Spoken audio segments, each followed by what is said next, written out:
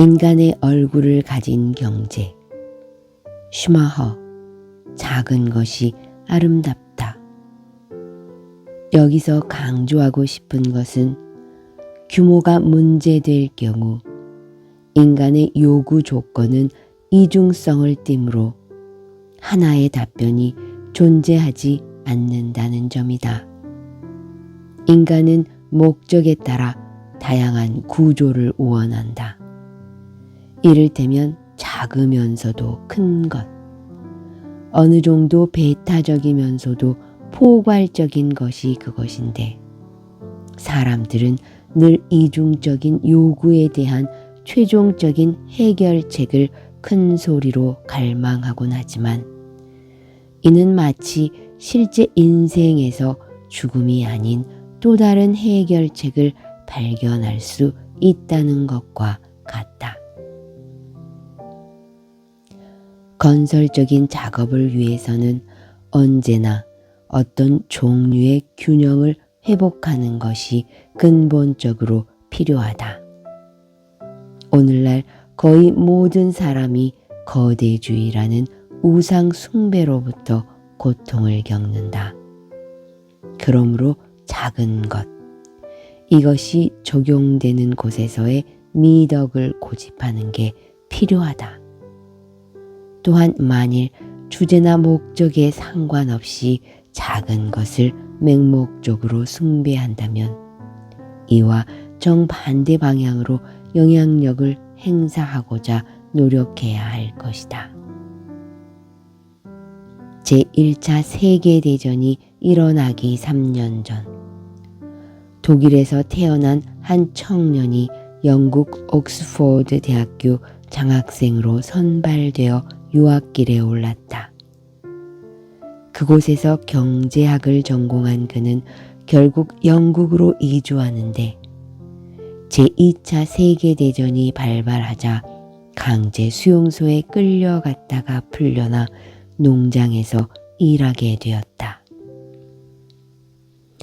전쟁이 끝난 뒤 이때의 경험과 그간의 수많은 경제학 지식을 살려 그는 세계대전 이후 좀 더 빠르게, 좀 더 높게, 좀 더 강하게로 내달리기만 하는 피폐해진 지구를 살리기 위해 궁극적으로 인간의 진정한 행복을 위한 끝없는 여정을 시작한다. 1950년대 후반부터 1970년대 초반까지 그는 대량 생산에 의한 대량 소비 사회의 진행, 대량 생산 체제를 유지하기 위한 자원 소비량의 증가, 생산성 향상을 위한 투자의 대규모화와 거대 조직화의 문제에 대해 논문을 발표하고 여러 나라로 강연을 다녔다. 그는 그것들이 가져다주는 심각한 결과를 경고했다. 부국과 빈국의 소득과 자원 흐름의 격차, 산업기술 자원의 독점 현상, 자원 고갈과 자연이 수용하는 한계를 넘어서는 인간 욕망의 무한한 확장 등이 그 내용이었다. 1973년 그는 이것들을 모아 한 권의 책으로 발표하는데 사람들의 반응은 시큰둥하기 짝이 없었다. 심지어 한 강연에서는 영국 동력자원부 장관이 지금 벌어지고 있는 논쟁 중에서 가장 엉뚱하고 공헌도가 적다라고 비난한 적까지 있었다. 그러나 1974년 제1차 석유 파동으로 세계 경제가 휘청거리고 뒤이은 제2차 석유 파동에서 그가 지적한 우려들이 가시화되자 그의 사상은 제3세계뿐만 아니라 선진 공업국에도 많은 반향을 불러일으키게 되었다. 생을 마감할 때까지 슈마허의 일관된 여정은 작은 것은 자유롭고 창조적이며 효과적이고 편하고 즐겁고 영원하다였다. 현대사회는 몇 가지 아주 치명적인 오류를 안고 있는데 생산 문제가 해결되었다는 신념은 그중 하나이다. 생산에서 멀리 떨어진, 그래서 작업상 생산 현황에 익숙하지 않은 사람들만이 이 신념에 사로잡힌 것이 아니다. 경제 담당 기자는 말할 것도 없고 모든 전문가, 즉 전 세계 산업 지도자와 경제 관료, 학계 안팎의 경제학자들도 마찬가지다. 이들은 많은 점에서 견해 차이를 보이지만 생산 문제가 해결되어 인류가 마침내 성숙기에 들어섰다는 점에 대해서는 모두 동의한다. 사람들은 이제 부자 나라에서는 여가 교육이, 가난한 나라에서는 기술 이전이 각기 가장 중요한 과제라고 말한다. 과학기술의 경이로운 성과에 힘입어 무한한 힘에 대한 맹신이 생겨났으며 이는 동시에 생산 문제가 해결되었다는 환상을 낳았다. 이러한 오류는 소득과 자본의 구분을 하지 못한 데서 비롯되었다. 둘의 구분에 익숙한 경제학자와 사업자들까지도 인간이 아니라 자연에 의해 제공되는 자본이 훨씬 더 크다는 사실을 간과한 채 그것을 자본으로 인정하지 않고 소득으로 취급한다. 오늘날 훨씬 큰 부분의 자본이 놀라운 속도로 바닥나고 있는데 생산 문제가 풀렸다고 믿고 그런 신념에 따라 행동하는 것은 어리석게도 자신을 살해하는 오류이다. 자본의 대부분은 자연으로부터 부여받은 것이지 인간이 만들어낼 수 있는 것이 아니다. 인간은 자신도 모르게 자연이 제공하는 허용 한도, 즉 특정한 종류의 대체 불가능한 자본 자산을 빠르게 고갈시키고 있다. 번영이 평화의 가장 굳건한 토대라는 판단은 현대 사회를 지배하는 신념이다. 현대 사회를 지배하는 이 신념은 한 가지 희망사항이 빠르게 실현될수록 또 다른 희망사항에도 좀 더 확실하게 도달할 수 있다고 암시한다는 점에서 거의 저항하기 힘든 매력을 담고 있다. 더욱이 이 신념은 모든 윤리 문제를 완전하게 피하고 있기 때문에 더욱 매력적이다. 이 이야기는 세 부분으로 나뉜다. 첫째, 보편적인 풍요가 가능하다. 둘째, 너 자신을 부유하게 하라는 물질주의 철학에 기대어 거기에 도달할 수 있다. 셋째, 이것은 평화에 이르는 길이다. 슈마허는 먼저 다음과 같은 분명한 의문을 제기한다. 살아가기에 충분한 상태가 존재하는가? 여기서 인간은 곧바로 심각한 난제에 직면한다. 충분하다는 것은 무엇인가? 나아가 모든 사람이 단순히 좀 더 많이 가지려고 노력하는 경우에 전 세계 자원 수요는 어떻게 될 것인가? 우선 중요한 위치를 차지하는 자원 유형인 연료에 대해서만 살펴보아도 연료 자원은 매우 불균등하게 분포되어 있으므로 그것의 공급 부족은 아무리 소량이라 할지라도 곧바로 세계를 완전한 경계선에 따라 가진 나라와 갖지 못한 나라로 나누게 된다. 앞으로 분쟁이 발생한다면 그 불씨는 바로 여기에 있는 셈이다. 결국 평화의 토대는 보편적인 번영으로는 마련되지 않는다. 그렇다면 지금까지 이야기한 문제들에 있어 경제학은 어떤 역할을 하고 있는가? 대부분의 사람들은 비경제적인 것을 하나의 병처럼 생각해서 경제학자들이 그것을 치유할 수 있다고 믿는다. 그러나 경제학의 판단은 대단히 부분적이며 어떤 것이 그것을 담당하는 사람에게 화폐이익을 제공하는가라는 오직 하나의 측면만을 제공할 뿐이다. 다시 말해 경제학의 방법론에는 자연에 대한 인간의 의존성을 무시하는 관점이 깔려 있다.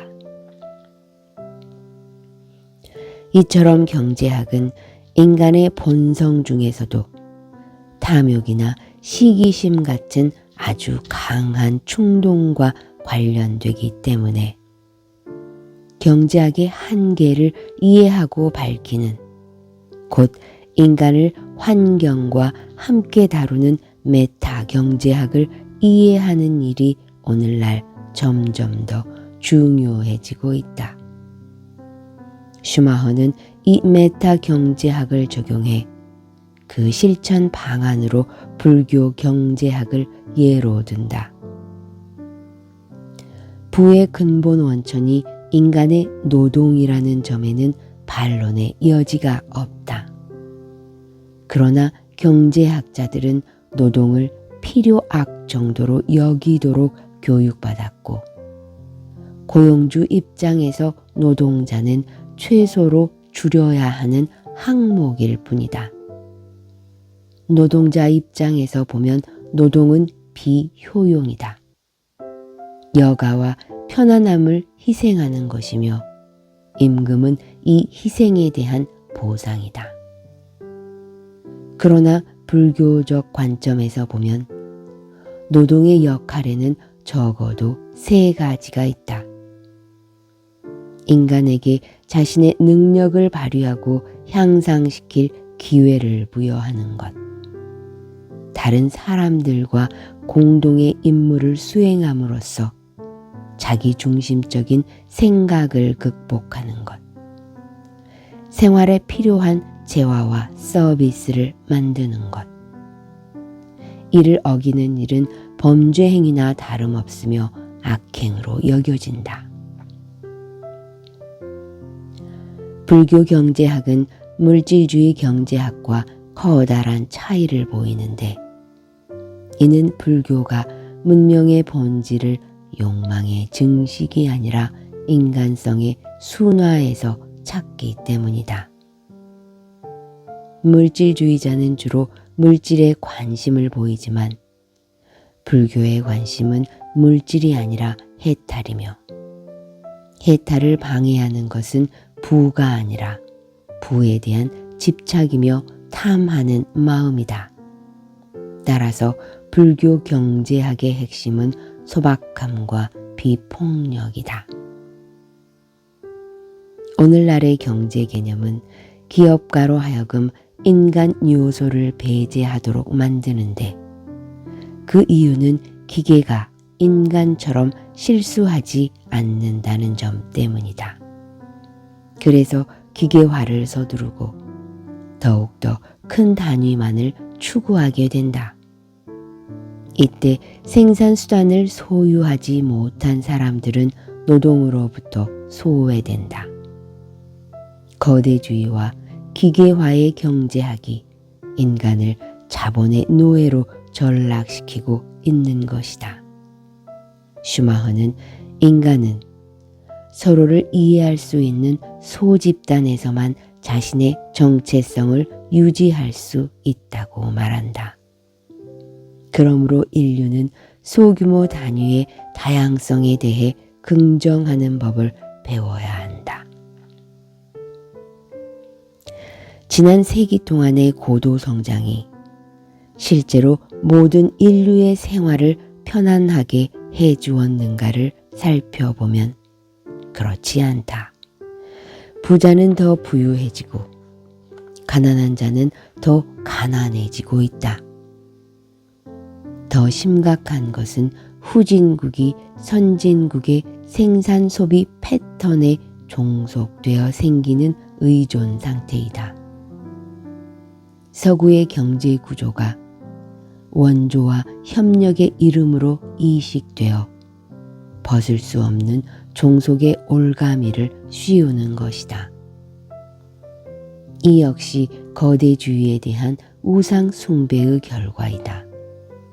그러므로 작은 것이 합당한 곳에서는 작은 것의 미덕을 강조해야 한다. 나는 기술 발전에 새로운 방향을 제공할 수 있다고 확신한다. 그 방향은 기술을 인간의 실질적인 욕구에 맞게 재편하는 것이며 이는 또한 인간의 실제 크기에 맞추는 것이기도 하다. 인간은 작은 존재이므로 작은 것이 아름답다. 거대주의는 자기 파괴로 나아가는 것이다. 현대인은 과학기술의 위력이 전개되는 상황에 흥분해서 자연을 파괴하는 생산체제와 인간을 불구로 만드는 사회를 건설했다. 부가 늘어가기만 한다면 모든 게 잘 될 것이라고 생각했다. 돈이 있으면 정의, 조화, 미 따위의 비물질적 가치를 대체할 수 있을 것이라 믿었다. 그러나 슈마허는 작은 것을 제시하며 경제학의 당면 과제는 성장이 아니라 인간성의 회복이라고 주장한다. 현대 환경운동사에서 최초의 전체주의적 사상가였던 그는 인간이 자신의 행복을 위해 스스로 조절하고 통제할 수 있을 정도로 자그마한 경제 규모를 유지할 때 비로소 쾌적한 자연 환경과 인간의 행복이 공존하는 경제 구조가 확보될 수 있다고 믿는다. 이러한 경제야말로 성장을 위해 인간을 지배하고 통제하는 것이 아니라 인간이 자신의 행복에 맞추어 성장을 조절할 수 있다는 의미에서 인간의 얼굴을 가진 경제이다. 법정 스님은 물소리, 바람소리에 실린 작은 것이 아름답다를 통해 이 책을 간략히 소개하면서 작은 것이 아름다움은 굳이 경제적인 영역만은 아니다라고 이야기했다.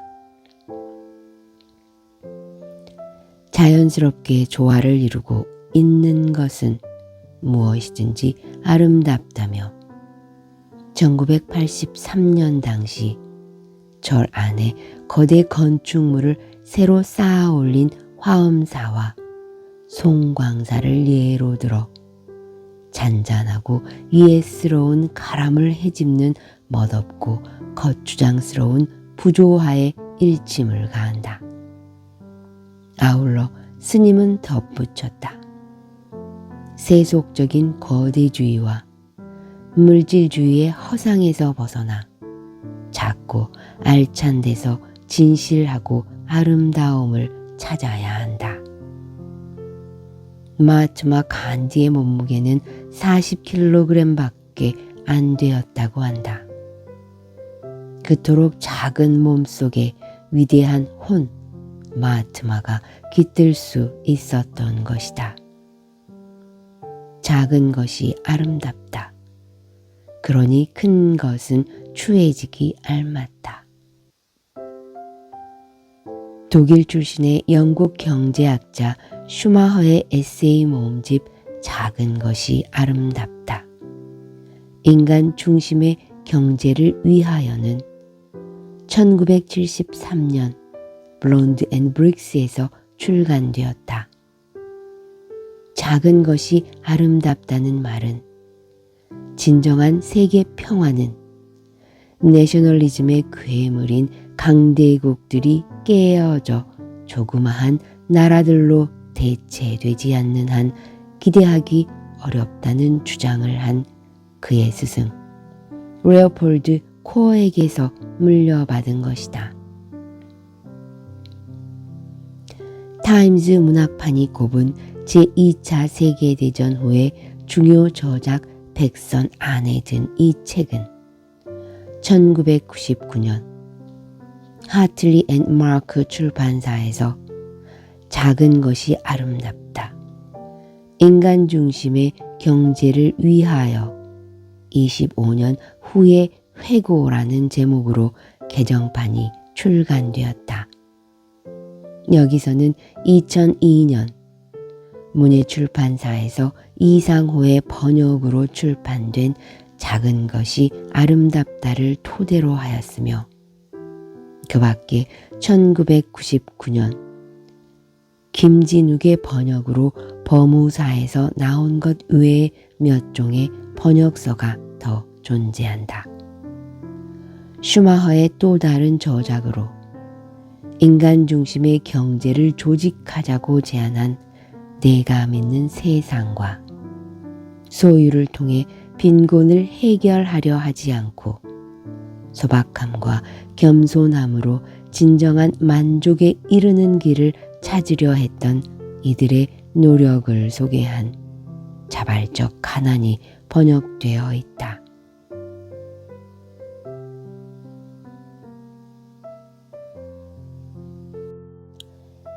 인간의 얼굴을 가진 경제. 슈마허, 작은 것이 아름답다. 여기서 강조하고 싶은 것은 규모가 문제될 경우 인간의 요구 조건은 이중성을 띠므로 하나의 답변이 존재하지 않는다는 점이다. 인간은 목적에 따라 다양한 구조를 원한다. 이를테면 작으면서도 큰 것, 어느 정도 배타적이면서도 포괄적인 것이 그것인데 사람들은 늘 이중적인 요구에 대한 최종적인 해결책을 큰 소리로 갈망하곤 하지만 이는 마치 실제 인생에서 죽음이 아닌 또 다른 해결책을 발견할 수 있다는 것과 같다. 건설적인 작업을 위해서는 언제나 어떤 종류의 균형을 회복하는 것이 근본적으로 필요하다. 오늘날 거의 모든 사람이 거대주의라는 우상 숭배로부터 고통을 겪는다. 그러므로 작은 것, 이것이 적용되는 곳에서의 미덕을 고집하는 게 필요하다. 또한 만일 주제나 목적에 상관없이 작은 것을 맹목적으로 숭배한다면 이와 정반대 방향으로 영향력을 행사하고자 노력해야 할 것이다. 제1차 세계대전이 일어나기 3년 전 독일에서 태어난 한 청년이 영국 옥스포드 대학교 장학생으로 선발되어 유학길에 올랐다. 그곳에서 경제학을 전공한 그는 결국 영국으로 이주하는데 제2차 세계대전이 발발하자 강제 수용소에 끌려갔다가 풀려나 농장에서 일하게 되었다. 전쟁이 끝난 뒤 이때의 경험과 그간의 수많은 경제학 지식을 살려 그는 세계대전 이후 좀 더 빠르게, 좀 더 높게, 좀 더 강하게로 내달리기만 하는 피폐해진 지구를 살리기 위해 궁극적으로 인간의 진정한 행복을 위한 끝없는 여정을 시작한다.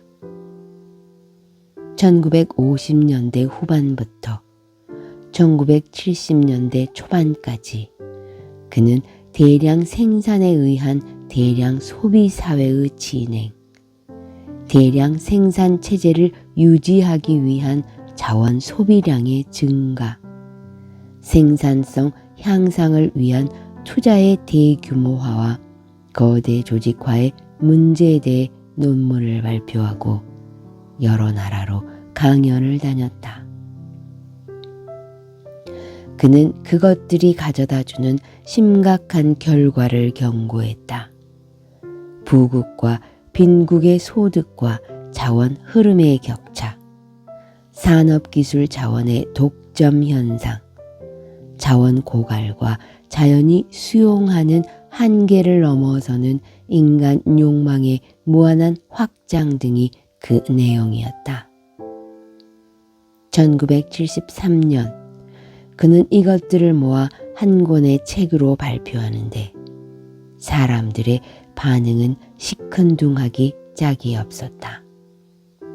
심지어 한 강연에서는 영국 동력자원부 장관이 지금 벌어지고 있는 논쟁 중에서 가장 엉뚱하고 공헌도가 적다라고 비난한 적까지 있었다.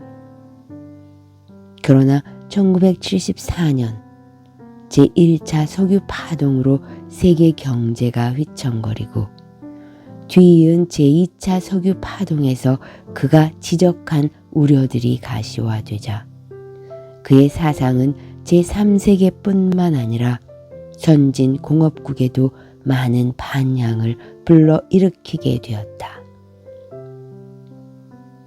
생을 마감할 때까지 슈마허의 일관된 여정은 작은 것은 자유롭고 창조적이며 효과적이고 편하고 즐겁고 영원하다였다.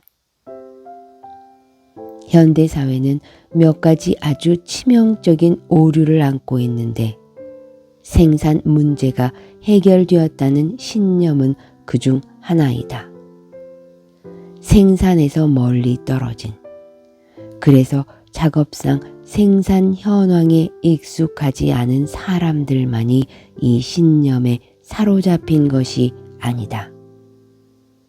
경제 담당 기자는 말할 것도 없고 모든 전문가, 즉 전 세계 산업 지도자와 경제 관료, 학계 안팎의 경제학자들도 마찬가지다. 이들은 많은 점에서 견해 차이를 보이지만 생산 문제가 해결되어 인류가 마침내 성숙기에 들어섰다는 점에 대해서는 모두 동의한다. 사람들은 이제 부자 나라에서는 여가 교육이, 가난한 나라에서는 기술 이전이 각기 가장 중요한 과제라고 말한다. 과학기술의 경이로운 성과에 힘입어 무한한 힘에 대한 맹신이 생겨났으며 이는 동시에 생산 문제가 해결되었다는 환상을 낳았다. 이러한 오류는 소득과 자본의 구분을 하지 못한 데서 비롯되었다. 둘의 구분에 익숙한 경제학자와 사업자들까지도 인간이 아니라 자연에 의해 제공되는 자본이 훨씬 더 크다는 사실을 간과한 채 그것을 자본으로 인정하지 않고 소득으로 취급한다. 오늘날 훨씬 큰 부분의 자본이 놀라운 속도로 바닥나고 있는데 생산 문제가 풀렸다고 믿고 그런 신념에 따라 행동하는 것은 어리석게도 자신을 살해하는 오류이다. 자본의 대부분은 자연으로부터 부여받은 것이지 인간이 만들어낼 수 있는 것이 아니다. 인간은 자신도 모르게 자연이 제공하는 허용 한도, 즉 특정한 종류의 대체 불가능한 자본 자산을 빠르게 고갈시키고 있다. 번영이 평화의 가장 굳건한 토대라는 판단은 현대 사회를 지배하는 신념이다. 현대 사회를 지배하는 이 신념은 한 가지 희망사항이 빠르게 실현될수록 또 다른 희망사항에도 좀 더 확실하게 도달할 수 있다고 암시한다는 점에서 거의 저항하기 힘든 매력을 담고 있다. 더욱이 이 신념은 모든 윤리 문제를 완전하게 피하고 있기 때문에 더욱 매력적이다. 이 이야기는 세 부분으로 나뉜다. 첫째, 보편적인 풍요가 가능하다. 둘째, 너 자신을 부유하게 하라는 물질주의 철학에 기대어 거기에 도달할 수 있다. 셋째, 이것은 평화에 이르는 길이다. 슈마허는 먼저 다음과 같은 분명한 의문을 제기한다. 살아가기에 충분한 상태가 존재하는가? 여기서 인간은 곧바로 심각한 난제에 직면한다. 충분하다는 것은 무엇인가? 나아가 모든 사람이 단순히 좀 더 많이 가지려고 노력하는 경우에 전 세계 자원 수요는 어떻게 될 것인가? 우선 중요한 위치를 차지하는 자원 유형인 연료에 대해서만 살펴보아도 연료 자원은 매우 불균등하게 분포되어 있으므로 그것의 공급 부족은 아무리 소량이라 할지라도 곧바로 세계를 완전한 경계선에 따라 가진 나라와 갖지 못한 나라로 나누게 된다. 앞으로 분쟁이 발생한다면 그 불씨는 바로 여기에 있는 셈이다. 결국 평화의 토대는 보편적인 번영으로는 마련되지 않는다. 그렇다면 지금까지 이야기한 문제들에 있어 경제학은 어떤 역할을 하고 있는가? 대부분의 사람들은 비경제적인 것을 하나의 병처럼 생각해서 경제학자들이 그것을 치유할 수 있다고 믿는다. 그러나 경제학의 판단은 대단히 부분적이며 어떤 것이 그것을 담당하는 사람에게 화폐이익을 제공하는가라는 오직 하나의 측면만을 제공할 뿐이다. 다시 말해 경제학의 방법론에는 자연에 대한 인간의 의존성을 무시하는 관점이 깔려 있다. 이처럼 경제학은 인간의 본성 중에서도 탐욕이나 시기심 같은 아주 강한 충동과 관련되기 때문에 경제학의 한계를 이해하고 밝히는 곧 인간을 환경과 함께 다루는 메타 경제학을 이해하는 일이 오늘날 점점 더 중요해지고 있다.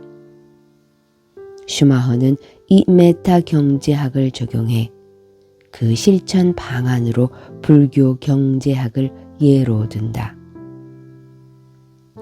부의 근본 원천이 인간의 노동이라는 점에는 반론의 여지가 없다. 그러나 경제학자들은 노동을 필요악 정도로 여기도록 교육받았고 고용주 입장에서 노동자는 최소로 줄여야 하는 항목일 뿐이다. 노동자 입장에서 보면 노동은 비효용이다. 여가와 편안함을 희생하는 것이며 임금은 이 희생에 대한 보상이다. 그러나 불교적 관점에서 보면 노동의 역할에는 적어도 세 가지가 있다. 인간에게 자신의 능력을 발휘하고 향상시킬 기회를 부여하는 것. 다른 사람들과 공동의 임무를 수행함으로써 자기 중심적인 생각을 극복하는 것, 생활에 필요한 재화와 서비스를 만드는 것, 이를 어기는 일은 범죄 행위나 다름없으며 악행으로 여겨진다. 불교 경제학은 물질주의 경제학과 커다란 차이를 보이는데, 이는 불교가 문명의 본질을 욕망의 증식이 아니라 인간성의 순화에서 찾기 때문이다. 물질주의자는 주로 물질에 관심을 보이지만 불교의 관심은 물질이 아니라 해탈이며, 해탈을 방해하는 것은 부가 아니라 부에 대한 집착이며 탐하는 마음이다. 따라서 불교 경제학의 핵심은 소박함과 비폭력이다. 오늘날의 경제 개념은 기업가로 하여금 인간 요소를 배제하도록 만드는데, 그 이유는 기계가 인간처럼 실수하지 않는다는 점 때문이다. 그래서 기계화를 서두르고 더욱더 큰 단위만을 추구하게 된다. 이때 생산수단을 소유하지 못한 사람들은 노동으로부터 소외된다. 거대주의와 기계화의 경제학이 인간을 자본의 노예로 전락시키고 있는 것이다. 슈마허는 인간은 서로를 이해할 수 있는 소집단에서만 자신의 정체성을 유지할 수 있다고 말한다. 그러므로 인류는 소규모 단위의 다양성에 대해 긍정하는 법을 배워야 한다. 지난 세기 동안의 고도 성장이 실제로 모든 인류의 생활을 편안하게 해주었는가를 살펴보면 그렇지 않다. 부자는 더 부유해지고 가난한 자는 더 가난해지고 있다. 더 심각한 것은 후진국이 선진국의 생산 소비 패턴에 종속되어 생기는 의존 상태이다. 서구의 경제 구조가 원조와 협력의 이름으로 이식되어 벗을 수 없는 종속의 올가미를 씌우는 것이다. 이 역시 거대주의에 대한 우상 숭배의 결과이다. 그러므로 작은 것이 합당한 곳에서는 작은 것의 미덕을 강조해야 한다. 나는 기술 발전에 새로운 방향을 제공할 수 있다고 확신한다. 그 방향은 기술을 인간의 실질적인 욕구에 맞게 재편하는 것이며, 이는 또한 인간의 실제 크기에 맞추는 것이기도 하다. 인간은 작은 존재이므로 작은 것이 아름답다. 거대주의는 자기 파괴로 나아가는 것이다. 현대인은 과학기술의 위력이 전개되는 상황에 흥분해서 자연을 파괴하는 생산체제와 인간을 불구로 만드는 사회를 건설했다. 부가 늘어가기만 한다면 모든 게 잘 될 것이라고 생각했다. 돈이 있으면 정의, 조화, 미 따위의 비물질적 가치를 대체할 수 있을 것이라 믿었다. 그러나 슈마허는 작은 것을 제시하며 경제학의 당면 과제는 성장이 아니라 인간성의 회복이라고 주장한다. 현대 환경운동사에서 최초의 전체주의적 사상가였던 그는 인간이 자신의 행복을 위해 스스로 조절하고 통제할 수 있을 정도로 자그마한 경제 규모를 유지할 때 비로소 쾌적한 자연 환경과 인간의 행복이 공존하는 경제 구조가 확보될 수 있다고 믿는다. 이러한 경제야말로 성장을 위해 인간을 지배하고 통제하는 것이 아니라 인간이 자신의 행복에 맞추어 성장을 조절할 수 있다는 의미에서 인간의 얼굴을 가진 경제이다. 법정 스님은 물소리, 바람소리에 실린 작은 것이 아름답다를 통해 이 책을 간략히 소개하면서 작은 것이 아름다움은 굳이 경제적인 영역만은 아니다라고 이야기했다. 자연스럽게 조화를 이루고 있는 것은 무엇이든지 아름답다며 1983년 당시 절 안에 거대 건축물을 새로 쌓아 올린 화엄사와 송광사를 예로 들어 잔잔하고 이해스러운 가람을 헤집는 멋없고 거추장스러운 부조화의 일침을 가한다. 아울러 스님은 덧붙였다. 세속적인 거대주의와 물질주의의 허상에서 벗어나 작고 알찬 데서 진실하고 아름다움을 찾아야 한다. 마하트마 간디의 몸무게는 40kg밖에 안 되었다고 한다. 그토록 작은 몸 속에 위대한 혼, 마하트마가 깃들 수 있었던 것이다. 작은 것이 아름답다. 그러니 큰 것은 추해지기 알맞다. 독일 출신의 영국 경제학자 슈마허의 에세이 모음집 작은 것이 아름답다. 인간 중심의 경제를 위하여는 1973년 블론드 앤 브릭스에서 출간되었다. 작은 것이 아름답다는 말은 진정한 세계 평화는 내셔널리즘의 괴물인 강대국들이 깨어져 조그마한 나라들로 대체되지 않는 한 기대하기 어렵다는 주장을 한 그의 스승 레오폴드 코어에게서 물려받은 것이다.